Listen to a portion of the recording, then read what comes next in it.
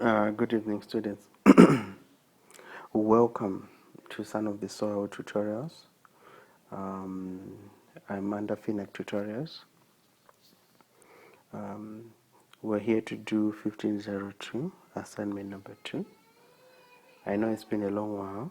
A lot of students have been inquiring, and a lot of students are following me on my channel, a Son of the Soil on YouTube, where I'm posting all these tutorials. They'll be available for you on YouTube. So if you can have access, you can join the channel. You can comment as much as you want. You can make requests, and then when I have time, I'll obviously upload these tutorials during the course of the year. Since you are going to do your assignment, 2 submissions on the 8th, I've decided to dedicate this moment to your assignment number 2. So basically that's 1502. The 15 is not clear. Okay, let me say 1502.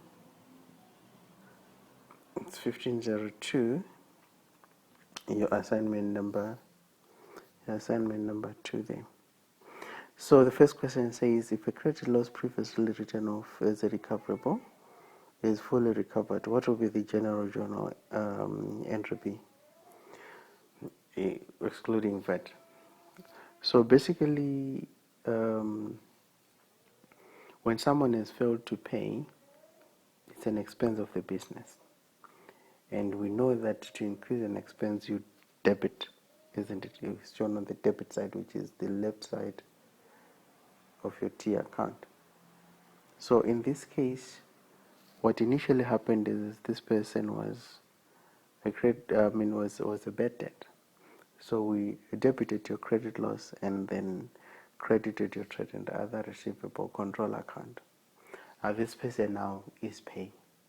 So what do we need to do? We need to recognize that expense, and that expense is now income, isn't it? And put it under our other income there. So how do we record that?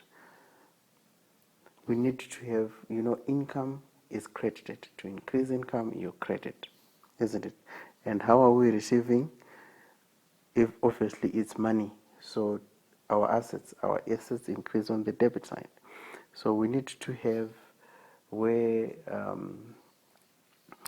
the solution says our bank is increasing, so we're debiting our bank account, and then our income is increasing, and then we are crediting our credit loss recovered, which is our income. So what solution do we have for question number 1, where we say debit bank credit losses? There I can see is solution number 3. So here is solution number 3. Okay, we go quickly to question number 2.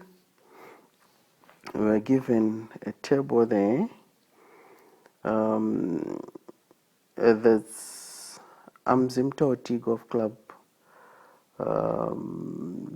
There was a bar, obviously. There was sales markup of the bar is 15% of cost price.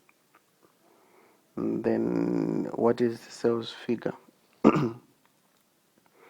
So you're told there that markup is 15% of cost, isn't it? So this cost price obviously is the cost of sales. So we're saying that on top of the cost of sales, you need to add 15% to get the sales amount, isn't it? So how much are the sales? First thing that we need to do is to determine how much are the cost of sales. The items that were given here is opening inventory, purchases, closing inventory, and gross profit.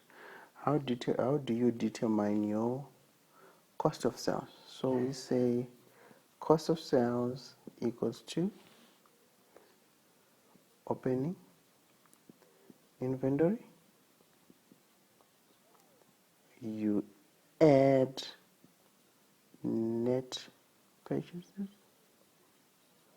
I always say net because there are elements of carriages, elements of returns, which you always need to keep in mind whenever you are dealing with the word purchases. They should be net of all that, which is some like carriages on purchases are added, returns on purchases are deducted, to get the net purchases. And then we said opening inventory, add purchases, less closing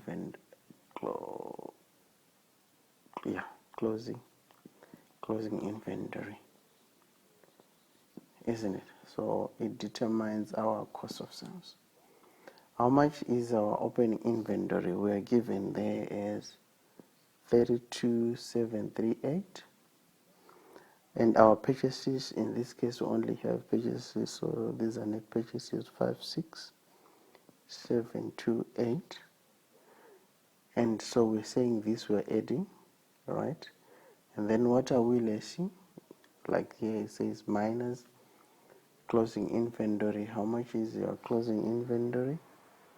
Your closing inventory is 232,486, isn't it? So if you say opening inventory, add purchases less your closing inventory, you are going to get 56980, isn't it? So this 56980 is your cost, isn't it? And